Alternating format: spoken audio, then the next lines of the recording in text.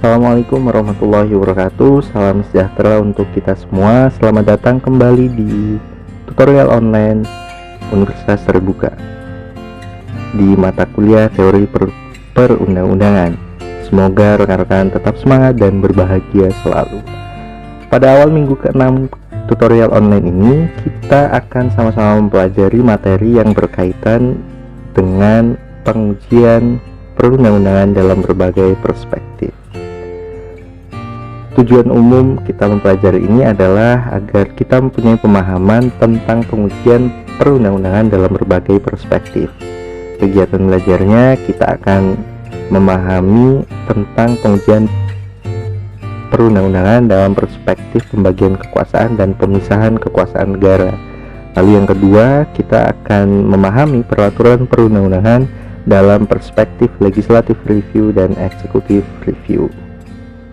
Konsep pembagian kekuasaan dan pemisahan kekuasaan memiliki relevansi terkait dengan pengujian peraturan perundang-undangan atau judicial review.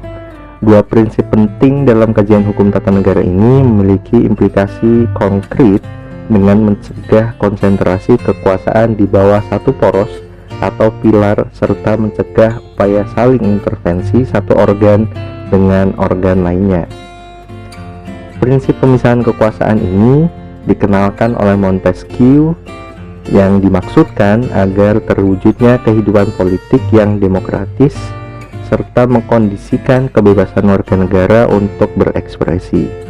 Kehidupan politik yang demokratis tersebut diwujudkan melalui norma-norma hukum.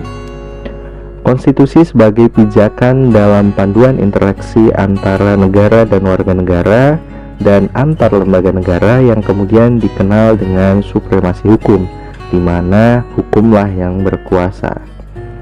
Ismail Suni membedakan definisi pemisahan kekuasaan dengan arti formil dan arti material. Pemisahan dalam arti material atau separation of power merupakan pemisahan kekuasaan dipertahankan dengan tegas dalam tugas-tugas kenegaraan yang memperlihatkan adanya pemisahan kekuasaan, yaitu legislatif, eksekutif, dan yudikatif.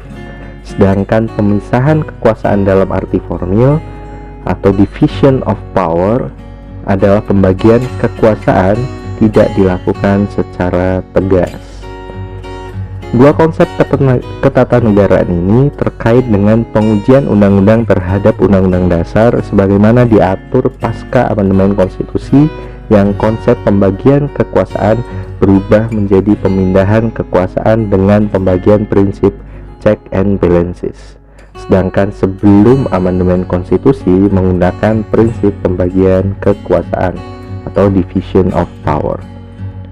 Secara kronologis dalam kurun waktu 1970 sampai 1998, prinsip pembagian kekuasaan yang dianut dalam Undang-Undang Dasar 1945 sangat berpengaruh terhadap sistem kekuasaan kehakiman, di mana posisi Mahkamah Agung dan Badan Peradilan hanya menjadi corong undang-undang dan bukan corong hukum dan keadilan.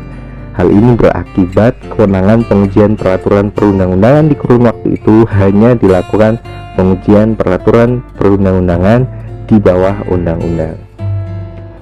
Pasca amandemen konstitusi, prinsip pemisahan kekuasaan dan check and balances menjadikan tidak ada lagi lembaga negara yang superior, tetapi semua lembaga negara kedudukannya sederajat dan yang membedakan fungsi dan tugasnya sebagaimana diatur dalam Undang-Undang Dasar 1945.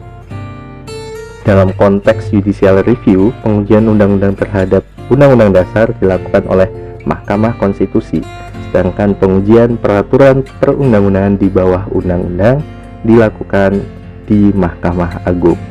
Baik, itulah yang bisa saya sampaikan dalam pertemuan ke-6 kali ini.